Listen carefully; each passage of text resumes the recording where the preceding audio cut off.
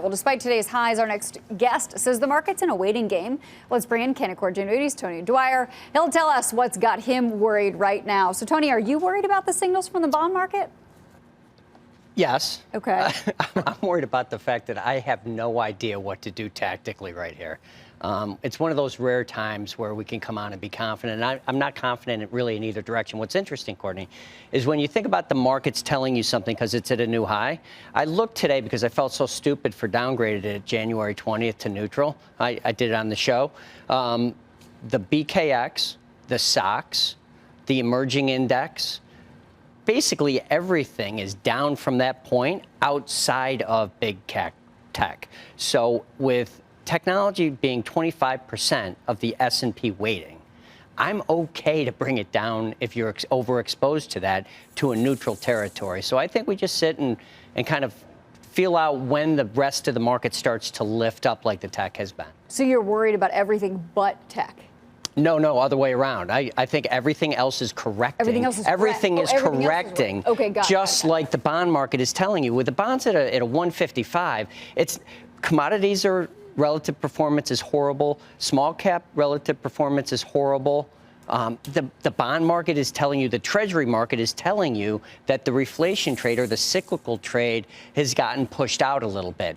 But I want to be super careful. I've said this every show. The last thing you want to do is be negative when you got an easy Fed, corporate credit, the Moody's Baa index is at a record low yield. So the lowest level of investment grade is raising as much money as they want at a record low cost. But that's extraordinary. I'm sorry, I'm confused. I agree with what you're saying. Okay.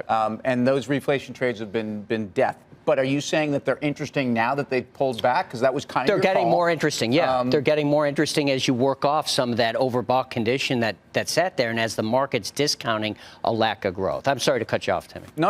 I mean, because again, it goes back to my analogy to late 2015. If you think about what was really underperforming, it's everything that's been underperforming so far this year. Throw in industrials, throw in steel companies, throw in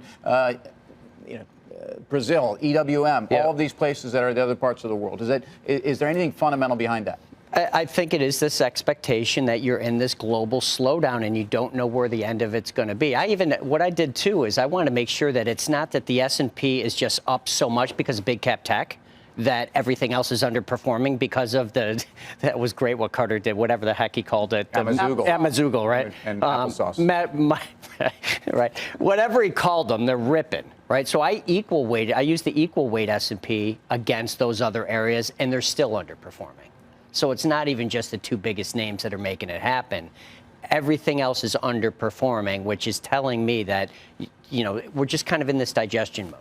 How confident are you in a convergence of the out of favor with the in favor versus the out of favor just continuing on the path that it is, leaving the in favor, continuing out of favor, leaving those names in the dust? Well, we're all too familiar with algorithms and quant trading and all the fun stuff that works off of momentum, and you're going to have to shift that to turn it. You're going to have to, you've got earnings momentum, you've got upside surprises, and you've got price momentum in these big cap tech stocks.